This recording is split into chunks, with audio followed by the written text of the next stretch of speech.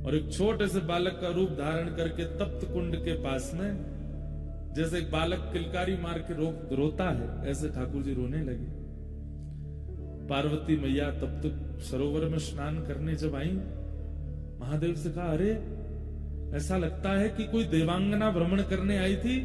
बंधुओं एक बात बोले, हम ये मानवों का स्थान है ही नहीं, ये देवताओं की भूमि है।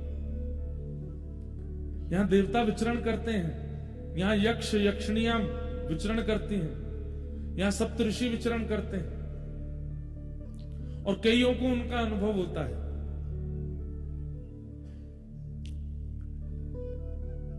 बस कभी अनुभव हो, उससे डरिएगा नहीं।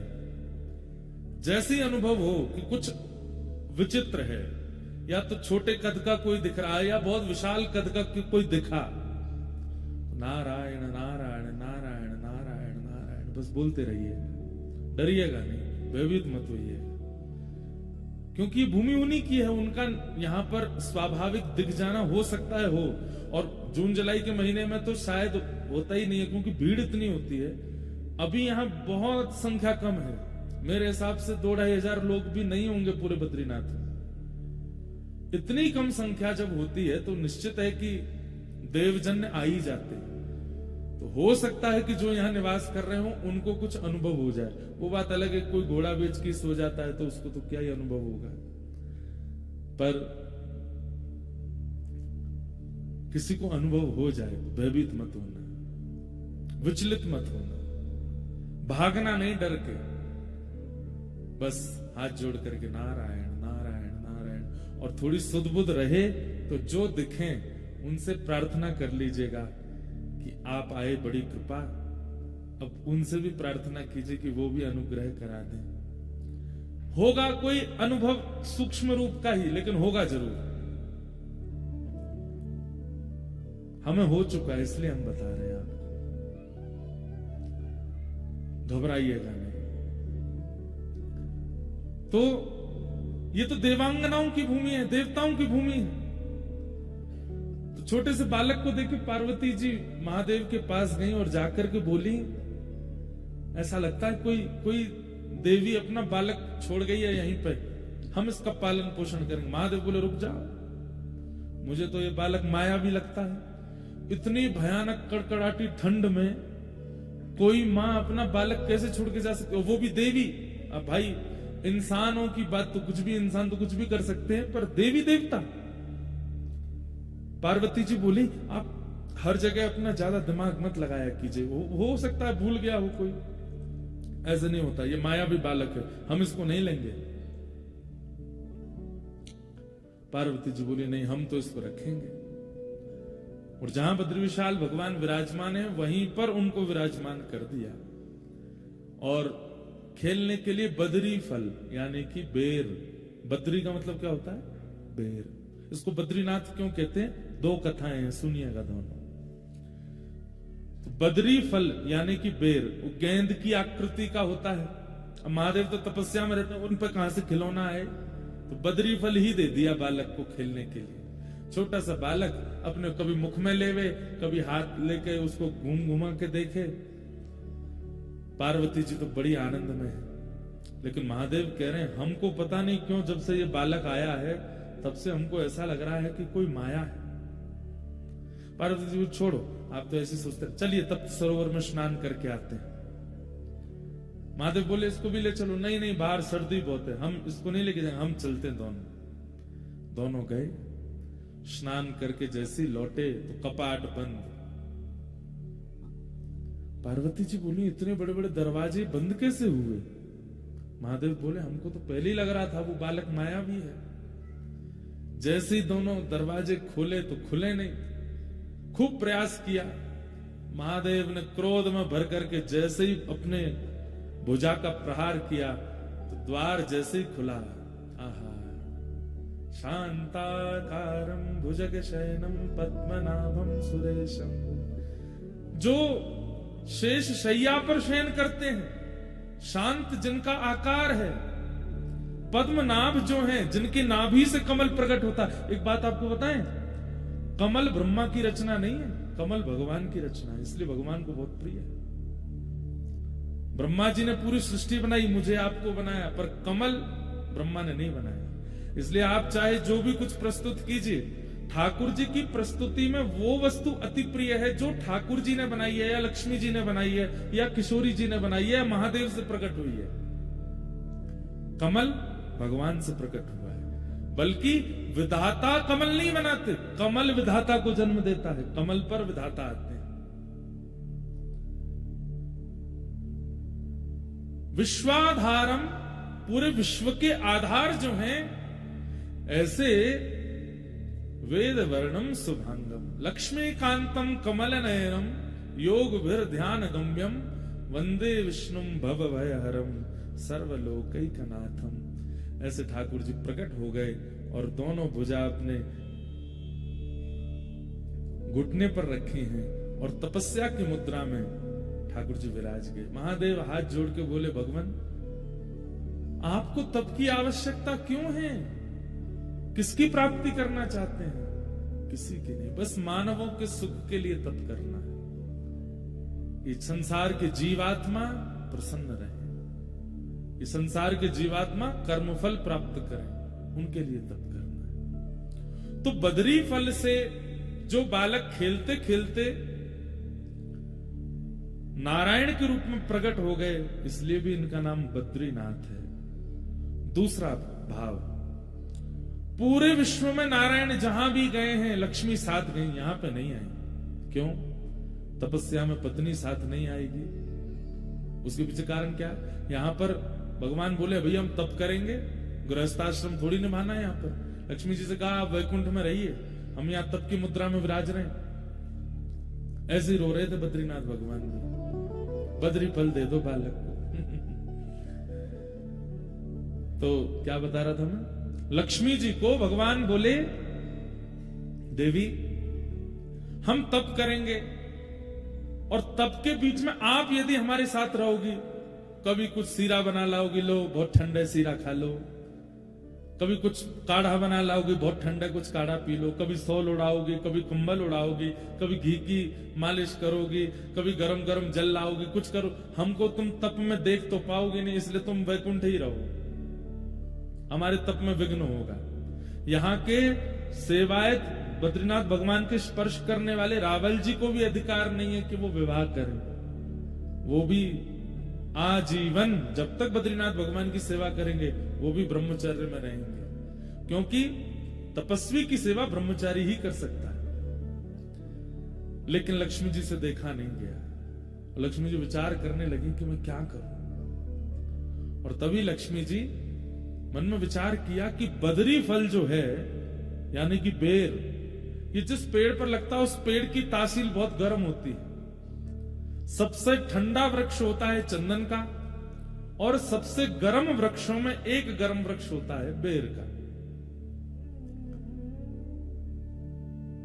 लक्ष्मी मैया ने विचार किया कि ठाकुर जी बैठे हैं, इतनी ठंडी वायु चल रही है, ब्याड़ चल रही है, बर्फ गिर रही है, मैं अपने नाथ को देख नहीं पा रही। तो जहां पर ठाकुर जी बैठे थे ठीक वहीं कमर लगा करके लक्ष्मी जी ने विचार किया, लक्ष्मी रूप में तो नहीं रह सकती, तब आप बदरी वृक्ष बनकर के प्रकट हो गए, ताकि इनका स्पर्श रहेगा तो ठाकुर जी को ज्यादा शीतलता का अनुभव नहीं होगा। इसलिए बद्रीनाथ, बद्री यानी बेर, और यहाँ की बद्री यानी श्री लक्ष्मी ही बद्री वृक्ष बन के खड़ी हैं, इसलिए बद्रीनाथ माने लक्ष्मीनाथ, वही ठाकुर जी यहां विराजमान है। ऐसे श्री बद्रीनाथ। इस भूमि की इतनी सुंदरता का कारण क्या है? भागवत में वर्णन है। जब भगवान यहां पर तप करने के लिए बैठे, तो कोई भी तप करने बैठे सबसे पहले सिंहासन हिल जाता है इंद्र का। इंद्र सोचता है कि अब ये तप करके मेरे सिंहासन को लेंगे। इंद्र को यह नहीं पता कि वो त्रिलोकीनाथ हैं, वो चाहते हैं तो तुम सिंहासन पर बैठते हो, लेकिन फिर भी उसको चिंता हो गई। इंद्र ने एक ही बाण है उसके पास सबकी तपस्या भंग कराने का, कामदेव से जाकर के कहा, ये हमारे तप कर रहे हैं ठाकुर जी, इनको कहीं ना कहीं इंद्र की पदवी चाहिए, आप जाकर के कुछ योजना बनाओ। कामदेव बोले तुम पे एक ही काम है, कोई भी तप करने बैठता है मुझे भेज देते हो। महादेव ने जला करके भस्म कर दिया था मुझको। नारद जी से तुमको कुछ हुआ, नारद जी के लिए भेज दिया, यही करते रहते हो। अभी भगवान तप कर रहे हैं, करने दो उनको। वो नहीं नहीं नहीं नहीं, देवलोक की रक्षा के लिए जाओ।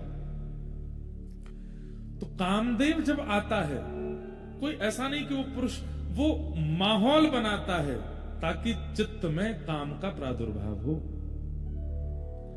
और माहौल के लिए उसने क्या किया, सुंदर पवन बहने लगी, सुंदर सुंदर वृक्ष प्रकट कर दिए इन पर्वतों पर, ऐसी सुंदरता फैला दी। यहां थोड़ी दूर पर फूलों की घाटी है, हेमकुंड साहिब जाते हैं वहां पर, ऐसे सुंदर पुष्प हैं, विश्व के सबसे सुंदर पुष्पों की घाटी है यहां पर। कामदेव ने सुंदर पुष्प, सुंदर वृक्ष, सुंदर सब कुछ व्यवस्थित कर दिया कि देख करके सबके चित्त में काम प्रकट होने लगे। लेकिन ठाकुर जी की तपस्या को भंग नहीं कर पाया। ठाकुर जी तो मंद मंद मुस्कान लगे, कोई बात नहीं, अच्छा है हमारे आश्रम को, ये भगवान का आश्रम है, बद्रिकाश्रम, एक प्रकार से आप ठाकुर जी के आश्रम आए हो। बोले अच्छा है, हम तो तपस्या में बैठे हैं, सेवकगण है नहीं, बढ़िया कामदेव पूरे आश्रम को सजा रहा है, अच्छा है सजा लो। एक बाण चलाया वायु का, दूसरा बाण चलाया सुंदर वातावरण का, लेकिन तब भी ठाकुर जी का मन बिल्कुल विचलित नहीं हुआ। तब उसने तीसरा बाण चलाया, सुंदर सुंदर अप्सराओं को भेज दिया। कोई नृत्य कर रही है, कोई गा रही है, कोई श्रृंगार कर रही है, कोई ठाकुर जी के लिए प्रसादी बना रही है, सब ठाकुर जी को चारों ओर से घेर ले। ठाकुर जी मंद मंद मुस्कुरा रहे हैं, देख करके बढ़िया है, आनंद करने दो। अनेक प्रयास करने पर भी जब ठाकुर जी की तपस्या भंग नहीं हुई, कामदेव ने सबरे बाण चला दिए। अंत तो गत्वा कामदेव आया और चरणों में आकर के क्षमा प्रार्थी हो गया। बोले नाथ, असंख्य वर्षों तक मैं आपको विचलित करने का प्रयास करता रहा, लेकिन आप ना तो विचलित हुए और सबसे बड़ी बात ना क्रोधित हुए, आपको गुस्सा भी नहीं आया, आप मुस्कुरा रहे हैं। मुझसे गलती हो गई, अपराध हो गई, क्षमा कर दो। भगवान बोले नहीं, हमको तो बहुत प्रसन्नता है, हम तो यहाँ तपस्या कर रहे थे, उठना हमारा है नहीं, तुमने बढ़िया हमारे आश्रम को सजा दिया, बहुत अच्छा किया, अब जाओ नहीं, सब यहीं रह जाओ, इस नगर की और इस आश्रम की सुंदरता बढ़ाते रहो। तो ये जो सुंदरता है यहां पर, ये जो सौंदर्य है, ये किया गया था ठाकुर जी की तपस्या भंग करने के लिए, लेकिन ठाकुर जी ने इस सौंदर्य को सदा के लिए यहीं पर अवस्थित कर दिया। और भगवान ने कहा देखो, हर तपस्या करने वाला अपनी तपस्या तोड़ दे ऐसा नहीं है। और ये तुम बात बात पर अप्सराओं को लाके खड़ा मत किया करो। तुम सोचते हो कि हमें अप्सराएं अपने ऊपर व्याकुल कर लेंगी, बोले गलती हो गई भगवान। भगवान बोले रुको, और ठाकुर जी ने ऐसे अपनी जंघा का, अपनी उरु का जैसे ही घर्षण किया, तो यहां के घर्षण से थोड़ा सा मैल गिरा, और उस मैल से, यहां के घर्षण से उर्वशी प्रकट हो गई। कहते हैं प्रकट तो अनेक अप्सराएं हुई भगवान के ऐसी जंघा का घर्षण करते ही, ऐसी अप्सराएं प्रकट हुई, ऐसी अप्सराएं प्रकट हुई कि इंद्र अपनी अप्सराओं से सबके मन को विचलित करता है, लेकिन ठाकुर जी के जंघा से जैसे ही अप्सराएं प्रकट हुई, स्वयं कामदेव विचलित हो गया। बोले मैंने सुंदरताएं बहुत देखी, ऐसी नहीं देखी। भगवान बोले अब तुम जो जिनको लेके आए थे उनको तो यहीं व्यवस्थित कर दो, इनमें से किसी एक को ले जाओ। और उनमें से एक को लेकर के इंद्र गए हैं, वही उर्वशी, जिनकी आराधना करने से सुंदर पत्नी की प्राप्ति होती है, ऐसा कहते हैं। सुंदर पत्नी की प्राप्ति होगी, सुंदर रूप की प्राप्ति होती है, सौंदर्य की प्राप्ति होती है उर्वशी। उर्वशी का भी जन्म स्थान है यही बद्रीनाथ। लेकिन तब देवताओं ने आकर के हाथ जोड़ करके ठाकुर जी की आराधना की। और कल हम आरती गा रहे थे ना, वो आरती नहीं, स्तुति है बद्रीनाथ भगवान की। और उस स्तुति में ये भाव करने वाले जैसे नारायण है, वैसा किसी ने नहीं किया। एक संत की वाणी मैंने सुनी, भगवान तप क्यों कर रहे हैं, इसका दूसरा कारण क्या है। कई संतों ने, कई विद्वानों ने, कई ऋषियों ने भगवत प्राप्ति के लिए तप किया, आज भी कर रहे हैं। दो चारों से तो मैं भी मिला हूं जो आज भी तप कर रहे हैं। यहां पर जो चरण पहाड़ी है, आगे माणा से ऊपर सतोपंथ के मार्ग हैं, वहां आगे कई गुफाएं हैं और वहां कई संत आज भी रहते हैं और रह करके ठाकुर जी के लिए तप कर रहे हैं। तो भगवान कहते हैं कि भाई ये यथामाम प्रपद्यन्ते ताम तथैव भजाम्य हम, जो मुझे जैसे भजता है मैं उसे वैसे ही मिलता हूं। तो कहीं ना कहीं जब व्यक्ति तप करता है तो ठाकुर जी को अपने ऊपर ऋण जैसा लगने लगता है, भार जैसा लगने लगता है। ठाकुर जी बोले इतनी कठिनाई सह करके, इतना अव्यवस्थित होकर के ये मेरी आराधना कर रहा है, कहीं इसके मन में यह विचार ना आ जाए कि नाथ हम इतना तप करते हैं, आप तो वैकुंठ में आनंद फरमाते हो, आनंद करते हो। तो ठाकुर जी भी यहां तप में बैठे और ठाकुर जी बोले तुम सबके तप की तो अवधि है, किसी के 50 वर्ष, 100 वर्ष, 500 वर्ष, 1000 वर्ष, पर मैं ऐसे तप में बैठूंगा जब तक पृथ्वी लोक है, तब तक मेरा तप चलता ही रहेगा। अनावृत तप कर रहे हैं ठाकुर जी। तो कभी अगर ठाकुर जी के सामने कोई गुस्सा करता है, हे नाथ पत्नी छोड़ दी, बच्चे छोड़ दिए, सब छोड़ छाड़ करके हम भजन करते हैं और आप हम पर कृपा नहीं कर रहे, ठाकुर जी बोले हम भी कर रहे हैं, बद्रीनाथ में जाके देख लिए, शिकायत मत करें हमसे, हमने भी पत्नी बच्चे छोड़ दिए, अपने एकांत में रह करके हम भी भजन कर रहे हैं। तो कहीं कोई शिकायत ना करे और कहीं कोई ठाकुर जी पर ऋण ना डाल दे, इसलिए भी ठाकुर जी यहां तप में बैठे और हमें दिखाने के लिए बैठे हैं। बोले तुम क्या तप करोगे, हमारा तप देखो कैसा तप है, अद्भुत। ऐसे हमारे श्री बद्री विशाल भगवान, उन्हें हम बारंबार प्रणाम करते हैं, उन्हें बारंबार वंदन करते हैं।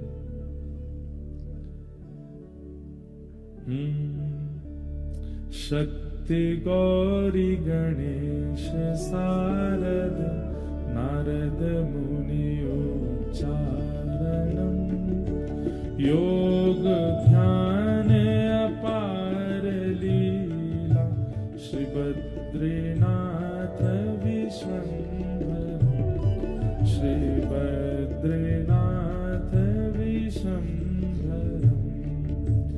इंद्र चंद्र कुबेर दिनकर धूप दीप निवेदितम, सिद्ध मुनि जन करत जय जय श्री बद्रीनाथ विश्वंभर, श्री बद्रीनाथ विश्वंभर, श्री बद्रीनाथ विश्वंभर। और शेष सुमिरन करत निस दिन, ध्यान धरत महेश्वरम, श्री वेद ब्रह्मा करत स्तुति बद्रीनाथ विश्वंभर, श्री बद्रीनाथ विश्वंभर। कैलाश में एक देव निर्जन, शैल शिखर महेश्वरम, राजा युधिष्ठिर करत स्तुति बद्रीनाथ विश्वंभर, श्री बद्रीनाथ विश्वंभर, श्री बद्रीनाथ विश्वंभर। विश्वंभर, विश्व के जो पालक हैं, ऐसे श्री बद्रीनाथ भगवान, उन्हें हम बारंबार प्रणाम करते हैं, जिनकी आराधना यहाँ इंद्र भी करते हैं, चंद्र भी करते हैं, सूर्य भी करते हैं, कुबेर भी करते हैं, शेष भी करते हैं, महादेव भी करते हैं, यक्ष किन्नर सब आकर के यहाँ पर स्तुति करते हैं। ऐसे बद्री विशाल भगवान को हम बारंबार प्रणाम करते हैं। कितनी बात बताऊं, हमको तो आती रहती है कोई ना कोई बात है। स्वर्ग का मार्ग भी यही है। अच्छा, आज सुबह एक भावना चित्त में आई, स्वर्ग का रास्ता, यहीं से पांडव लोग गए थे स्वर्गारोहण को। स्वर्ग का रास्ता तो यह है, पर वैकुंठ का रास्ता, वैकुंठ का रास्ता कहां है बताओ, किसी को पता है? वैकुंठ का रास्ता शरीर, ये शरीर ही वैकुंठ दिलाता है। ये 4 पहिया गाड़ी होती है, वही ले जाती है कहीं ना कहीं। ऐसे ये 4 पहिया है हमारे, 2 हाथ 2 पैर, ये 2 आंखें, ये 2 हेडलाइटें हमारी। ये पेट्रोल डालने वाला जो टैंक होता है वो ये रहा, मुंह यहीं से जाता है सर। पेट जो है टैंक है, कोई गाड़ी की 50 लीटर होती है, कई 60 लीटर, कोई 80-90 लीटर, ऐसे हम सबके भी लीटर बने हुए हैं। कोई 2 रोटी, कोई 4 रोटी, कईयों के तो महाराज 18 रोटी चल जाती है, कई तो नाप के पाते हैं, इतनी चाहिए। आजकल तो ऐसे बच्चे नहीं है, पर हमने देखे हैं ऐसे भी, कब खिला दो। ऐसे ऐसे जीव है महाराज संसार में, भोजन का नाम ले दो और उनको भूख लगाती है। हमारे परिकर में भी हैं 2-4 ऐसे। यहां पे नहीं है, इधर मत देखना कहीं, वो आए नहीं है। क्यों नहीं आए? को बद्रीनाथ में भोजन मिलेगा ही नहीं। कम खाना होता है ना यहाँ पे। तो ये शरीर गाड़ी है, स्वर्ग का रास्ता। लोग बात कहते हैं, मेरे को फोन पे भी अभी बात कर रहे, बोले वहां तो स्वर्ग की सीढ़ियां दिखाई देती हैं। मैंने हाँ, आपने देखी? मैं नहीं, मैंने वैकुंठ की देखी। और वैकुंठ की देखी आए? मैं स्वर्ग वाली से तो फिर भी उतर के आना पड़ता है कभी ना कभी, छिन्ने पुण्य मर्त लोकम विसंति। पर वैकुंठ की सीढ़ी देखने वाला, वैकुंठ जाने वाला दोबारा लौट के नहीं आता। वैकुंठ की सीढ़ी क्या है? तब मन में आया, वैकुंठ का रास्ता तो शरीर है। इन आंखों का आश्रय लेकर के, इन कानों का आश्रय लेके, मुख का आश्रय लेके, हाथ का आश्रय लेके, चरणों का आश्रय लेके, मन का आश्रय लेके, बुद्धि का आश्रय लेके, हमारी भीतर की जीवात्मा इस देह का आश्रय लेती है, तभी उसको वैकुंठ मिलता है। वैकुंठ का रास्ता शरीर है। बहुत सुंदर भाव है। आइए हम कृष्ण उद्धव संवाद में प्रविष्ट होते हैं। भगवान अपनी लीला संवरण करने की स्थिति में हैं और उद्धव पर विशेष कृपा कर रहे हैं। उद्धव को अपने समीप बैठा करके भगवान ज्ञान उपदेश कर रहे हैं और उद्धव को भगवान कहते हैं भैरवी। तम तु सर्वं परित्यज्य स्नेहं स्वजन बंधुषु मय्यावेशय मनः सम्यक् संदृक् विचरस्वगान्। उद्धव को भगवान आज्ञा कहते हैं। आज्ञा होती है कि भाई संसार के विषयों का त्याग करो, संसार के विषयों का त्याग करो, संसार के संबंधों का त्याग करो। पर यहां पर ठाकुर जी ने एक विशिष्ट शब्द का प्रयोग किया, स्नेहम। स्नेह का परित्याग करो। भले ही पत्नी का त्याग ना करना पड़े, बच्चों का त्याग ना करना पड़े, कुल खानदान संपत्ति का त्याग ना करना पड़े, संसार की प्रवृत्ति का त्याग ना करना पड़े, पर इस संसार में जो आपका स्नेह है, अत्यंत आसक्ति है, उसका त्याग करो, उसका त्याग करो।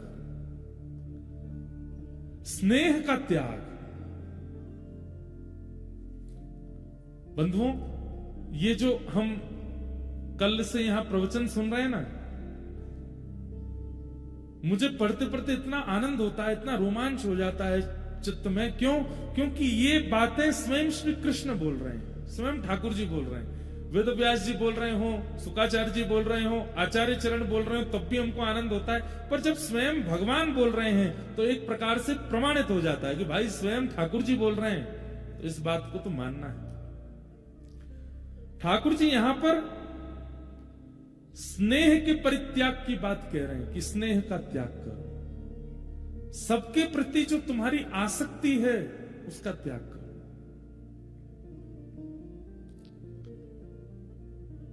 उद्धव जी महाराज सुन रहे हैं और उद्धव जी तुरंत प्रश्न करते हैं, योगेश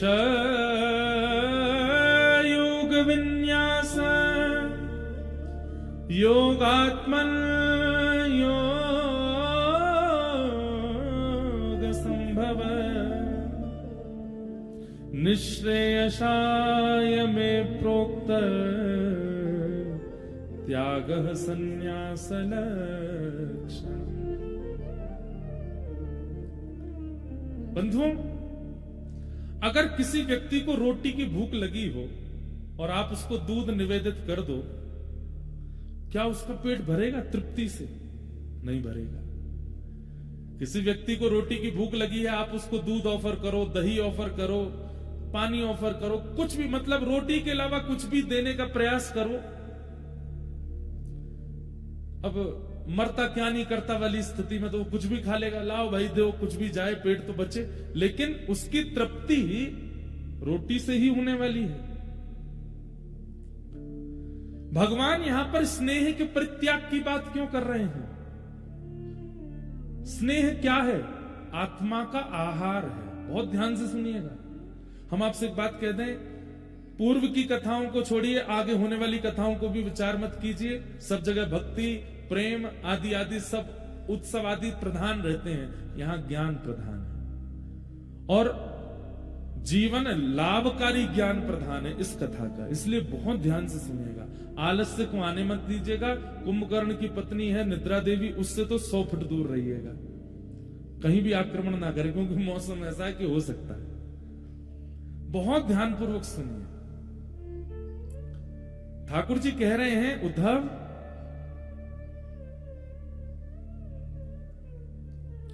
व्यक्ति की भूख रोटी मिटा सकती है, दूध नहीं, दही नहीं, अन्य अन्य सामग्री नहीं।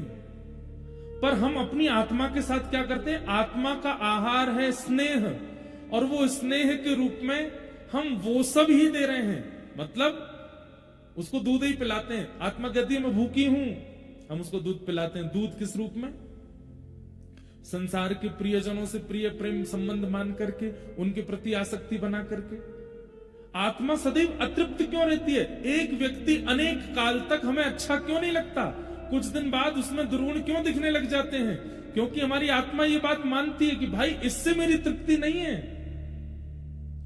तुम जिसका आस्वादन मुझे करा रहे हो, इससे मैं तृप्त होने वाली नहीं हूं। इसलिए संसार में चाहे कितना भी सुंदर व्यक्ति, कितना भी गुणवान व्यक्ति कोई भी जीवन में आ जाए, हम एक समय आने पर उससे तृप्त हो जाते हैं। क्यों? क्योंकि हमारी आत्मा कह रही है कि इससे मेरे जीवन का मेरा उद्धार संभव नहीं है।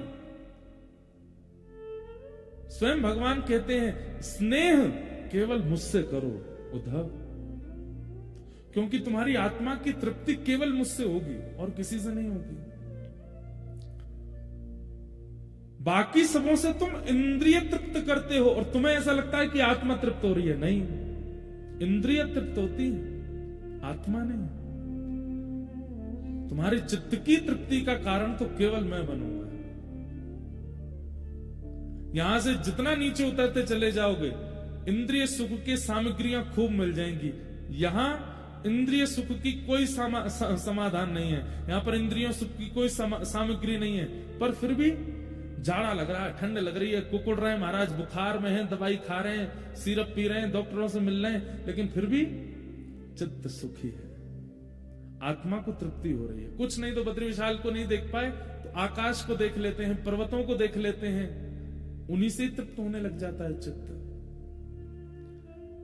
ठाकुर जी कह रहे हैं, उद्धव, व्यक्ति के आत्मा का आहार मैं हूं और वो मुझे छोड़ करके सब कुछ खिलाता है, इसलिए उसकी आत्मा कभी तृप्त नहीं होती। पत्नी भी जीवन में आवे, बच्चे भी जीवन में आवे, जो भी जीवन में आवे, अगर वो मेरे माध्यम से आएगा उसको तृप्ति का अनुभव होगा। अगर वो बिना मेरे माध्यम से केवल इंद्रिय सुख के लिए किसी को जीवन में आश्रय देगा वो अतृप्त ही रहेगा। और अगर मेरी प्राप्ति नहीं कर पा रहे हो, मेरे से स्नेह नहीं हो पा रहा है, तो त्याग करो। धीरे धीरे त्याग करना प्रारंभ करो। जब ये घड़ा खाली होगा, जब इसमें मुझे अवकाश दिखाई देगा, खालीपन दिखाई देगा, तो मैं अपना प्रेम रस स्वयं उड़ेलने का प्रयास करूंगा। इसलिए त्याग करो। त्याग का मतलब शारीरिक त्याग नहीं। शरीर से त्याग करना उचित नहीं है। शरीर से त्याग करना बहुत श्रेष्ठ नहीं है। शरीर, मैंने कल भी कथा में कहा था, शरीर से किसी को छोड़ देना बहुत बड़ी बात नहीं होती, पर चित्त से छोड़ना ये बहुत कठिन होता है। एकादशी का व्रत हो, करवा चौथ के व्रत हो, माताएं अन्न त्याग देती हैं, पर यूं ही देखती नहीं चंद्रमा कब निकलेगा, कब निकलेगा। क्यों? अरे रोटी, तू कितनी भाग्यशाली है। कोई खाने वाला दिख जाता है तो करवा चौथ वाले दिन माताएं कहती हैं हमारे सामने मत खा गया। क्यों?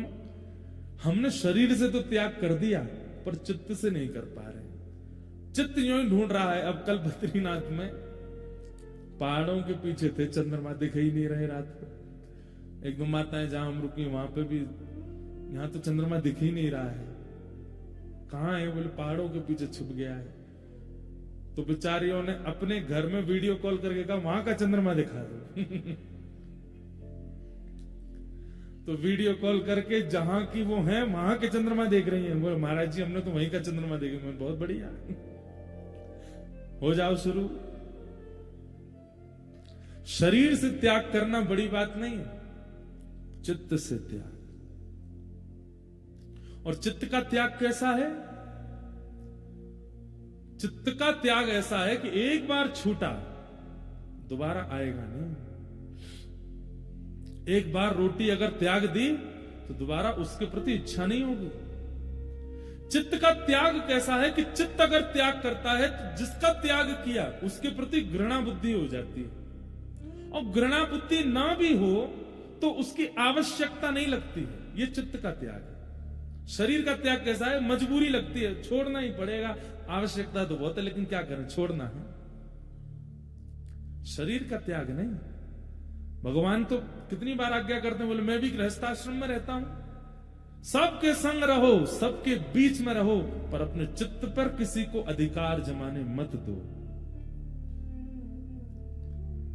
तब अर्जुन कहता है, वो उद्धव कहते हैं, बंधुओं एक बात कहें, कृष्ण अर्जुन संवाद वो हाई स्कूल की पढ़ाई है, और कृष्ण उद्धव संवाद ये यूनिवर्सिटी लेवल है। इसको समझ लीजिएगा, बस अद्भुत है। अब इसके बाद एक ऐसा प्रसंग आएगा वो बहुतों ने सुना है, लेकिन ये सारे प्रसंग कृष्ण उद्धव संवाद से ही प्रकट हुए। अब उद्धव कहते हैं, बोले नाथ आपका कहना बहुत आसान है कि भाई स्नेह का त्याग करो, लोगों को चित्त पर हावी मत होने दो, किसी को भी अपने चित्त पर आक्रमण मत करने दो, त्याग करो त्याग करो। ये कहना बहुत आसान है ठाकुर जी, ये त्याग होगा कैसे ये सिखाओ। त्यागोयम दुष्करो भूमन कामानां विषयात्मभिः सुतराः त्वयि सर्वात्मन् भक्तेरिति मे मति। बोले बताना कहना बहुत आसान है कि त्याग करो, करवाना सिखाइए, होगा कैसे।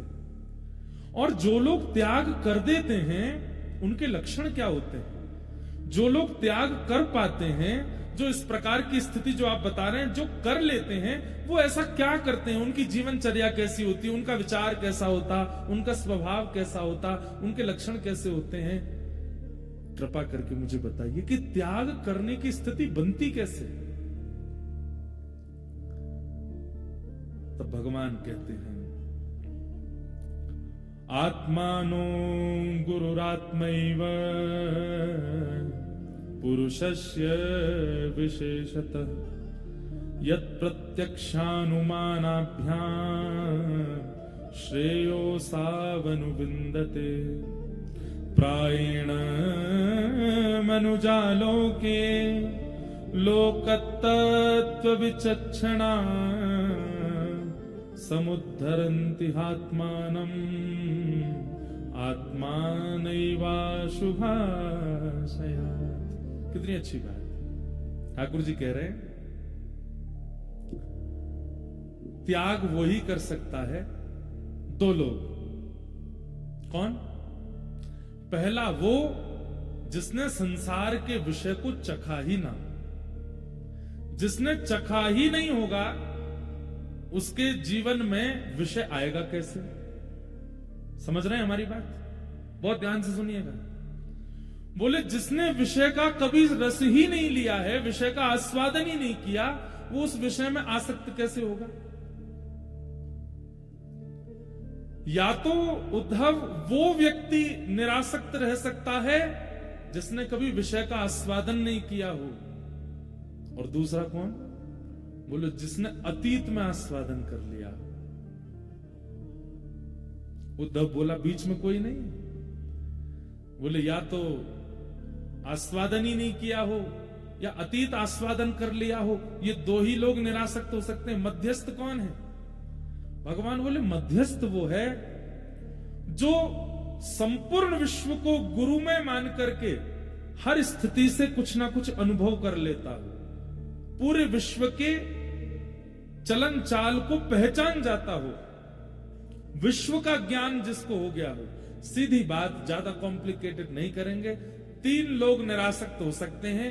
पहला जिसने कभी विषय का आस्वादन नहीं किया हो वो, दूसरा जिसने विषय का अतिशय भोग कर लिया हो, अब ऊब चुका हो वो, तीसरा जिसने ज्ञान मार्ग लेकर के गुरुजनों का आश्रय करके और ज्ञान मार्ग से इस विषय का बिना आस्वादन किए ही सब कुछ जान लिया हो कि इस विषय का क्या फल है, ऐसा करने से क्या होता है, इससे क्या होगा, इससे क्या होगा।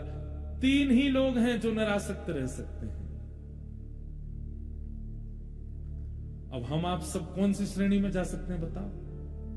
पहली वाली तो निकल चुकी है, विषय का आस्वादन ना किया हो, ऐसा तो यहां कोई बैठा नहीं। हां, आज भी कई पापजन्य विषय हैं संसार के, उनका हमने स्पर्श तक नहीं किया है, लेकिन फिर भी संसार के कई विषयों में हम सब लोग आ चुके हैं। अब आस्वादन एक बार चख लिया है तो अब तो वो जाने वाला है नहीं। अब अतीत किया तो प्रतीक्षा करो कि अति में चख लें, इतना कर लें कि महाराज एक दिन उससे पूरा मन ही भर जाए। तो इसमें भी भय है, क्या पता मन भरा ही नहीं तो करते ही चले गए, पाप हो गया। तो हमारे पास तीसरा रास्ता बता है, क्या? ज्ञान मार्ग। और ज्ञान मार्ग का मतलब क्या है? गुरु शरणागति का मार्ग। गुरुजनों के आश्रय में बैठ करके उद्धव, जो व्यक्ति सत्संग श्रवण करता है, गुरु वाणी श्रवण करता है, गुरु आज्ञा श्रवण करता है, मेरे द्वारा किए गए प्रवचनों को श्रवण करता है, ऐसा व्यक्ति बिना विषय का आस्वादन किए बैठे बैठे श्रवण इंद्रिय से ही विषय निवृत्त हो सकता है। कैसे? आप हलवाई की दुकान पर खड़े थे, लड्डू बन रहा था, आप देखते जा रहे हैं, अब घी डाल दिया, इसमें शक्कर डाल दिया, उसमें बेसन डाल दिया, अब तो इसमें जो है बढ़िया भुने हुए बादाम डाल दिए, अब तो इसमें जो है काजू डाल दिया, किशमिश डाल दी, बढ़िया घोंट रहे हैं महाराज, उसकी सुगंधी बेसन की आ रही है। आहा, अब तो बस यहाँ लग रही है कब बढ़िया लड्डू बने, गोल गोल गरम गरम मिले हमको।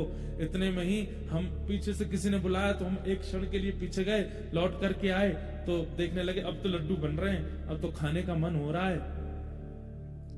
इतने में ही किसी ने आकर के बोला ये लड्डू मत खाना। आपने कहा मैं इसको इतनी देर से देख रहा हूं और इसका आस्वादन करने के लिए मेरी जीभ बिल्कुल लालायित बैठी है, आप मना कैसे कर सकते हो? बोले जैसे तुम पीछे गए थे ना, बोले हाँ, तभी एक सामग्री ऊपर से गिरी, उस सामग्री का नाम था विष, और वो विष इसमें गिर गया है। लेकिन ये लड्डू वाला केवल अपने लड्डू बेचना चाहता है, ये सोच रहा है इतनी सामग्री बन गई है बर्बाद चली जाएगी, इसमें अभी अभी विष गिरा है, इसके बाहरी परकोटे पे मत जाओ, ये बादाम पर आकृष्ट मत हो, तुम काजू पर आकृष्ट मत हो, इसका बेसन और देसी घी और इसके खांड का दर्शन मत करो, इसकी सुगंधी पे मत जाना, इसमें विष गिरा हुआ है, खा लोगे नीले पड़ जाओगे, प्राण निकल जाएंगे तुम्हारे। क्या होगा? जैसे ही सुना और प्रमाण भी मिल गया, यहां पास में एक शीशी पड़ी है, उस पर लिखा था ऊपर पॉइजन, गिर गई है उसमें, क्या करोगे? भले ही आप 1 घंटा हलवाई की दुकान पर खड़े खड़े उसको देख रहे थे, जीभ लपलपा रहे थे, खाना है खाना है, पर जैसे ही पता चला कि इसमें विष है, खाओगे आप? चाहे आपकी प्रबल इच्छा हो गई है उसको खाने की, आप बिल्कुल अपलक नेत्रों से लड्डू देख रहे हैं और आपका बस मन हो रहा है कब ये मेरी जीभ पर जाए, लेकिन पता चल गया है कि इसमें विष है, पाएंगे आप? नहीं पाएंगे। फिर भी कोई पाएगा? हाँ ना कछु तो बोलो भैया, नहीं पाएंगे। लेकिन हजारों सालों से कथाएं होती आ रही हैं और हजारों सालों तक होते रहेंगे। हम यही बताते जा रहे हैं सारे कथा वक्ता कि जो लड्डू खाने के लिए बैठे उसमें विष है, फिर भी नहीं छोड़ रहे, फिर भी उसका आस्वादन करते। वो लड्डू क्या है? संसार के विषय भोग, संसार की आसक्तियां, संसार के वो सारे विषय जो हमको पकड़ लेते हैं अपने पास, नहीं करने देते कुछ भी, नहीं होने देते किसी और का, नहीं होने देते प्रभु शरणागति में। भगवान कहते हैं क्या करो? बोले सुनते रहो गुरुजनों की बात, वो कहते रहेंगे इसमें विष है, विष है, विष है, विष है, विष है। कभी तो मन चेतेगा, कभी तो मन चेतेगा, और जिस दिन मन चेत गया उस दिन संसार के सारे विषय विष के समान दिखने लगेंगे और बिना आस्वादन किए ही त्याग हो जाएगा। उद्धव, ये त्याग का मार्ग है। उद्धव बोला कोई प्रमाण दो। बोले प्रमाण दूं? बोले हाँ। तब भगवान कहते हैं सुनो, तुम्हें एक प्रमाण की कथा सुनाता हूं कि यदु नैव महाभागो ब्रह्मण्येन सुमेधसा, कि यदु नैव महाभागो ब्रह्मण्येन सुमेधसा, पृष्टः सभाजितः प्राह प्रश्रयावनतं द्विज। उद्धव, हम किस कुल में जन्मे हैं? उद्धव बोला हम यदुकुल में हैं। अच्छा एक बात बताओ, मैंने यदुकुल क्यों चुना, तुम्हें पता है? उद्धव बोले नहीं। बोले इतने बड़े बड़े तपस्वी, इतने बड़े बड़े ज्ञानी, इतने बड़े बड़े वेदज्ञ हैं संसार में, पर मैंने यदु महाराज के वंश को ही क्यों चुना कि मुझे इसी में अवतार लेना है? उद्धव बोले मुझे नहीं पता। बोले चलो आज बताता हूं। बोले हमारे कुल के पित्र हैं, हमारे पूर्वज हैं यदु महाराज, और वे यदु महाराज एक बार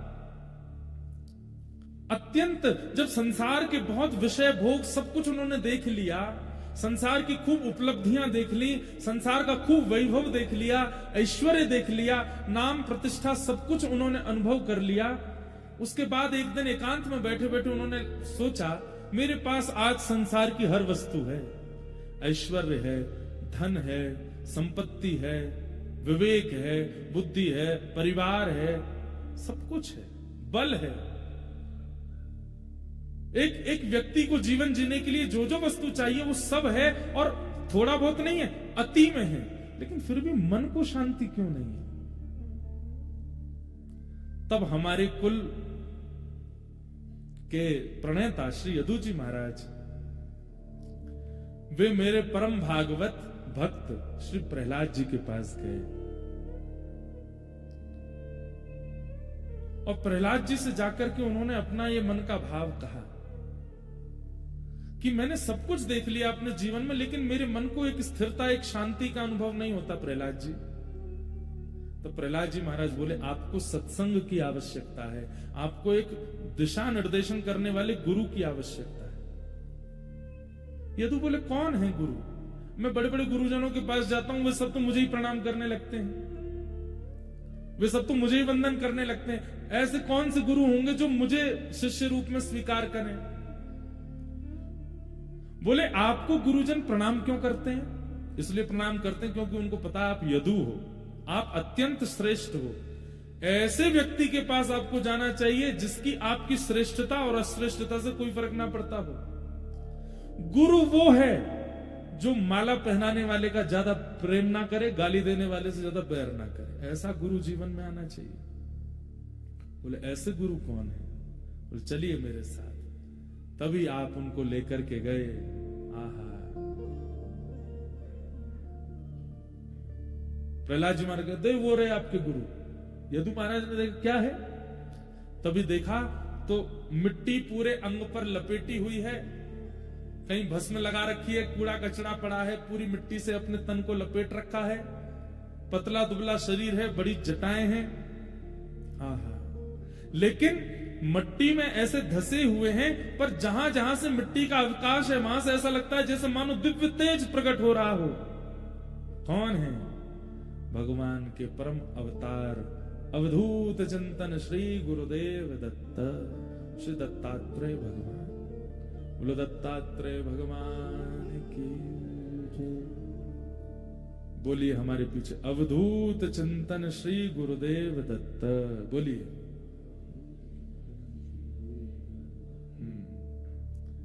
ये भगवान के गुरु स्वरूप के अवतार हैं श्री दत्तात्रेय।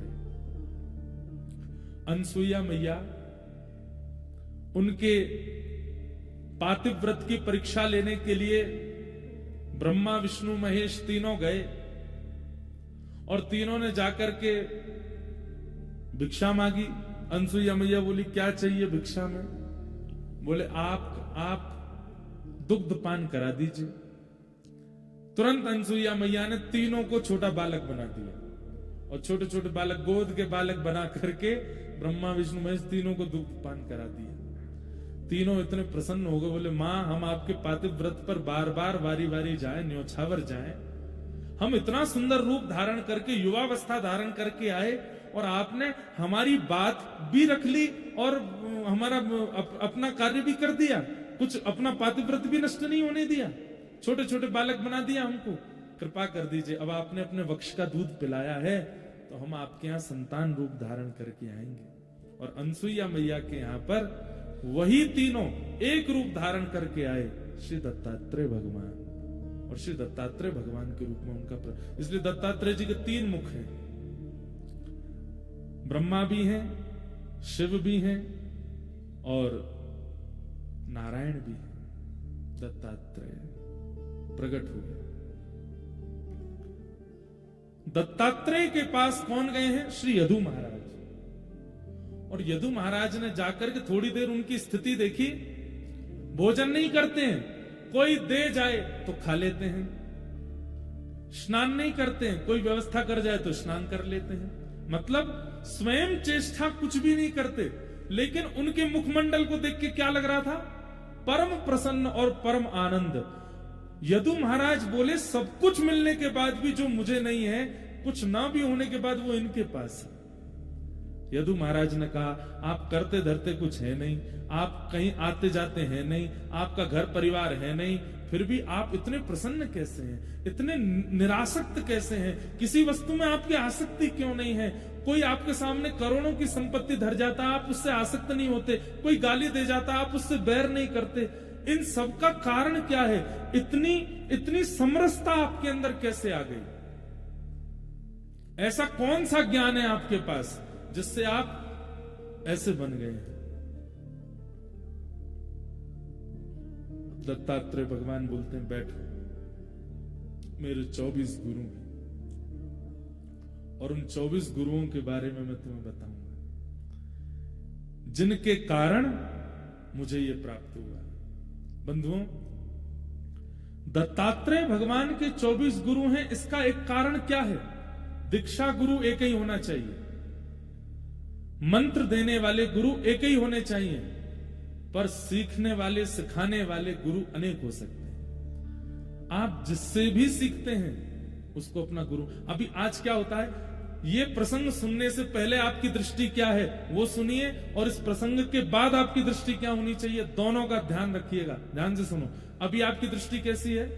आप यहां से बाहर निकलते हैं, जितने लोगों से मिलते हैं उनमें दो ही चीज का दर्शन करते हो, या तो गुण या दोष। इस प्रसंग को सुनने के बाद, यहां से निकलने के बाद, ना तो किसी में आप दोष देखेंगे ना किसी में गुण देखेंगे, केवल एक स्थिति का अनुभव करेंगे, क्या इससे मुझे क्या सीखने को मिल रहा है। अगर आप इस दृष्टि से आगामी 2-3 दिन भी बद्रीनाथ में विचरण कर लिए, कथा के विश्राम दिवस पर आपसे ज्यादा प्रसन्न व्यक्ति कोई नहीं होगा। इस बात को सुनिएगा मत, प्रैक्टिकल कीजिएगा। आज इसी प्रसंग के बाद से जो दिखे सामने उसमें ना गुण देखो ना दोष देखो। ये भी एक प्रश्न आता है, आगे आएगा। भगवान ने उद्धव से कहा किसी में दोष नहीं देखना, तो उद्धव ने कितनी अच्छी बात कही भगवान से। क्या कहता है? बोले ठाकुर जी आप उस स्थिति में हो कि आपको किसी में दोष नहीं दिखते। पहाड़ के ऊपर चढ़ जाने वाले व्यक्ति को टूटे हुए घर नहीं दिखते, बनी हुई बिल्डिंगें नहीं दिखती, कलर रंग नहीं दिखते, सब समान दिखते हैं। पर नीचे रहने वाला, अब कल चरण पहाड़ी चढ़ के देखना, यहां पे इतना कंस्ट्रक्शन चल रहा है बद्रीनाथ में, वहां से कुछ नहीं दिखेगा आपको, वहां से सब सामान्य दिखेगा। लेकिन नीचे व्यवस्थित रहने वाले व्यक्ति को सब दिखता है, गड्ढे भी हैं, कंकड़ भी है, कीचड़ भी है, सब कुछ दिखता है। तो उद्धव ने कितनी अच्छी बात कही। उद्धव क्या कहता है? बोले नाथ आप जिस स्थिति में, वहां से ये बोलना बहुत आसान है कि किसी में दोष मत देखो, पर हम जहां हैं वहां से हमको दोष दिखता है, हमको गुण दिखता है, हम इससे कैसे बचें? भगवान इतने प्रसन्न हो गए उद्धव से। ठाकुर जी बोले बात तो सही है। जब व्यक्ति करोड़पति बन जाता है ना, बहुत पैसा कमाने लगता है, और किसी व्यक्ति को बहुत मेहनत करता हुआ देखता है, तो वो करोड़पति व्यक्ति उसको ज्ञान देता है, फिर इतना पैसे के पीछे क्यों भाग रहे हो, रात दिन हमको देखो, रात में सो जाते हैं 10 बजे, सुबह उठ जाते हैं 6 बजे, समय देते हैं पत्नी को भी, बच्चों को भी, अपना समय से काम पे जाते हैं, सब करते हैं। तुम्हारी तरह नहीं 24 घंटा जो है लगे पड़े हैं कि बस यहां से भी पैसा मिले, वहां से भी पैसा मिले, ये भी मुझको 200 दे दें, यहां से भी 500 मिल जाए। वो व्यक्ति कहता है मेरी स्थिति में आके कहना ये बात, तुम अपनी स्थिति में हो, तुम करोड़पति हो भाई, तुम तो बोलोगे ही कि इतना भाग दौड़ क्यों करनी, पर हम तो अभी सामान्य हैं, हमको तो करना पड़ेगा। उद्धव की बात भगवान को बहुत अच्छी लगी। भगवान ने हृदय से लगा लिया उद्धव को। बोले उद्धव ये पहली बार हुआ था जहां ज्ञान देते देते ठाकुर जी पूछने वाले से प्रसन्न हो गए उद्धव से। भगवान ने हृदय से लगा, उद्धव मुझे तुम बहुत अच्छे लगते हो, कितनी अच्छी बात कह रहे हो, ये वास्तविकता है। मैं परमात्मा हूं, इसलिए मेरा कहना बहुत सरल है कि किसी में दोष मत देखो, किसी में गुण मत देखो, पर तुम जीवात्मा हो, तुम्हें तो दोष गुण दिखेगा। ठीक है, दोष गुण दिखने की प्रवृत्ति नहीं जाएगी ना, नहीं जाएगी तो फिर एक काम करो। बोले क्या? इतना तो तुमको करना पड़ेगा। बोले क्या? सब में गुण देखो, खुद में दोष देखो, सब में गुण का दर्शन करो। चाहे अपनी पद से कितना भी गिरा हुआ व्यक्ति तुम्हारे सामने आ जाए, उसमें भी गुण दर्शन करो। ये जीवित है, ये आज भी जी रहा है, इसमें गुण क्या है? और मैं आज भी भटक रहा हूं, मुझ में अवगुण क्या है? हर दिन ये तो कर सकते हो। तब उद्धव बोला हाँ ये कर सकते हो। बोले यही करो। एक दिन यही करते करते करते करते अपने दोष देखते देखते एक दिन ऐसा आएगा उद्धव, तुम जब नजर घुमा के देखोगे तो मैं जहां खड़ा हूं मेरे बगल में ही खड़े होगे, और फिर मेरे बगल में खड़े होगे तो सब समान ही दिखेंगे ना, फिर तो दोष नहीं दिखेगा ना। हाँ ना, ये हो सकता है। बहुत सुंदर प्रसंग है उद्धव कृष्ण संवाद। अब यहां से दत्तात्रेय भगवान अपने 24 गुरुओं का वर्णन कर रहे हैं। इन 24 गुरुओं की वार्ता सुनने के बाद मैं फिर कह रहा हूं, ना किसी में दोष देखिएगा ना किसी में गुण, जो दिख जाए उसमें बस यही देखिएगा इससे मैंने क्या सीखा। अब ऐसे नहीं चलते फिरते आदमी में ही देखते चल रहे हो, कोई बैठा है, कोई कुछ कह रहा है, आपसे मिला है, उससे आपने क्या सीखा? मान लीजिए कोई बहुत लोभी व्यक्ति आया आपके सामने और उसकी बातें सुनकर के आपके मन में आया कि भाई बहुत लोभी है, उसमें दोष मत देखो, बल्कि उसको प्रणाम करो। आपके व्यवहार से, आपकी वार्ताओं से मैंने ये चीज अनुभव की, अगर ऐसा लोभ मेरे अंदर आएगा तो वो दूसरे को कितनी पीड़ा देगा। आप मेरे गुरु हैं, आपने मुझे सिखा दिया कि लोभ नहीं करना है। इस प्रकार हर जीव को श्री महाराष्ट्र में संत हुए श्री एकनाथ जी महाराज, नाम सुना है?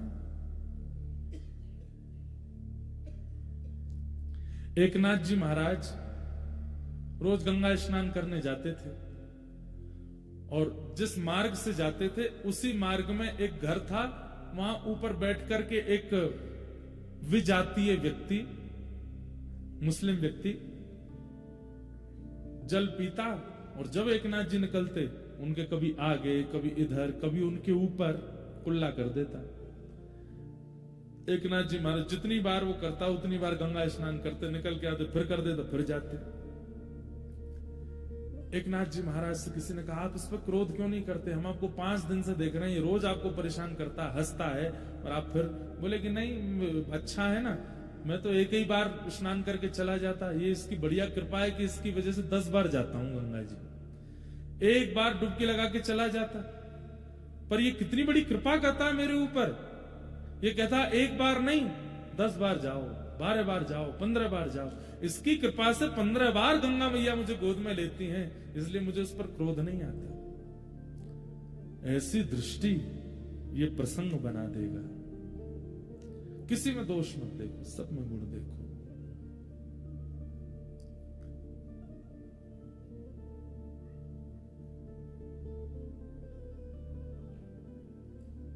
चाहे हार हो चाहे जीत हो, गुरु चरण में मेरी प्रीत हो।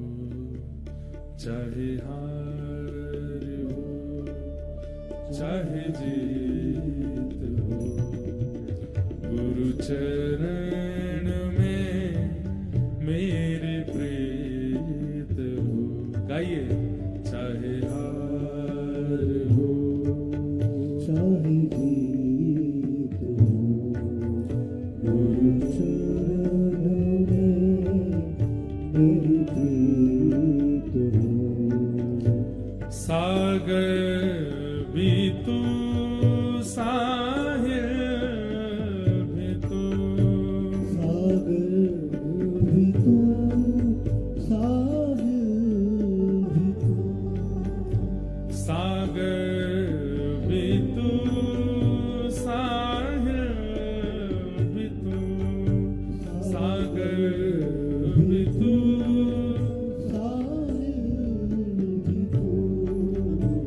मझधार और माझी भी तू, मझधार और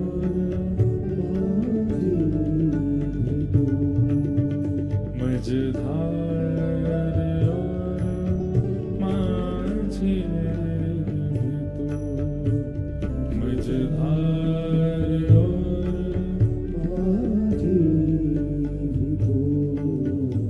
तुम मद भरा संगीत हो, तुम मद भरा संगीत हो।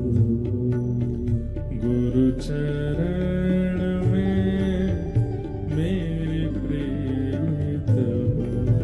चाहे हार हो चाहे जीत हो, गुरु चरण में मेरी प्रीत। बोलो सद्गुरुदेव भगवान की।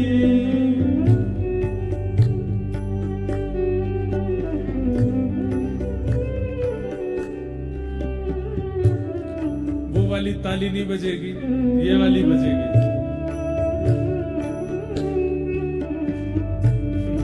अब ये ताल भी हम हमको सिखानी पड़ेगी आपको। 3 बार बजाइए, 1 बार छोड़िए, ऐसे बजेगा। हाँ, हमारे साथ बजाओ। रुको रुको।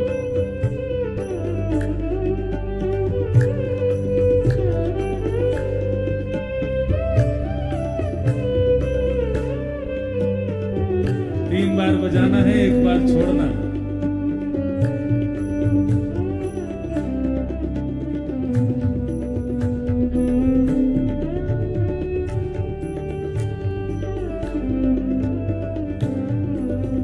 दुनिया ये जाने क्या भला, दुनिया ये जाने क्या भला, ओ दुनिया ये जाने क्या भला, दुनिया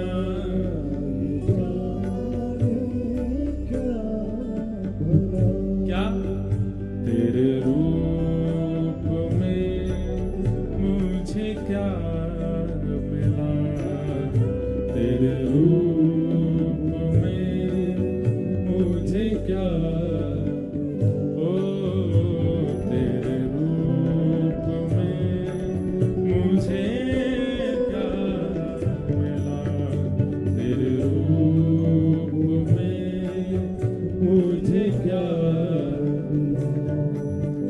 प्रकृति का तुम एक गीत हो, प्रकृति का तुम एक गीत हो, गुरु चरण में मेरे प्रीत हो, चाहे हार हो चाहे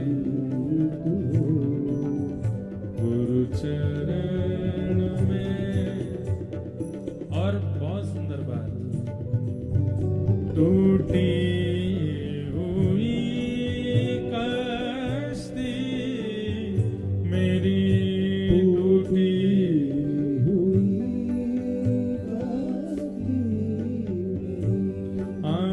टूटी हुई कश्ती मेरी,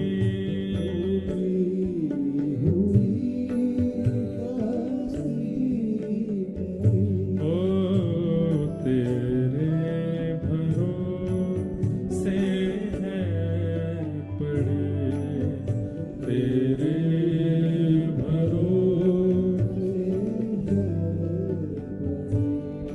हे गुरुवर मेरे मन मीत हो, गुरुवर मेरे मन मीत हो, गुरु चरण में मेरे प्रीत हो, चाहे हार हो चाहे जीत हो, गुरु चरण में मेरी प्रीत हो, चाहे हार हो चाहे जीत हो, गुरु चरण में मेरी प्रीत हो, चाहे हार हो चाहे जीत।